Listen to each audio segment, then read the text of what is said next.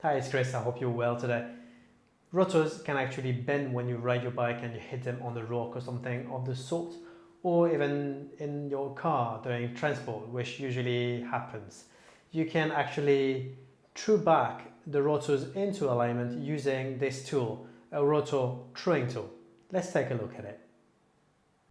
Unior's rotor throwing wrench is made from hardened and tempered special tool steel and is chrome plated to comply with EN 12540.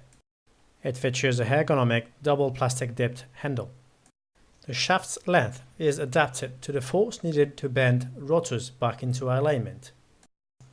The tool is composed of two slots of different depth, which allows you to work on different areas of the rotor, only the braking surface or the braking surface and the branches. All good.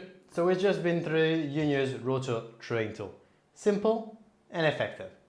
If you have any further questions, please let us know. And you can also leave a comment below. Thanks for watching. I'll see you next time.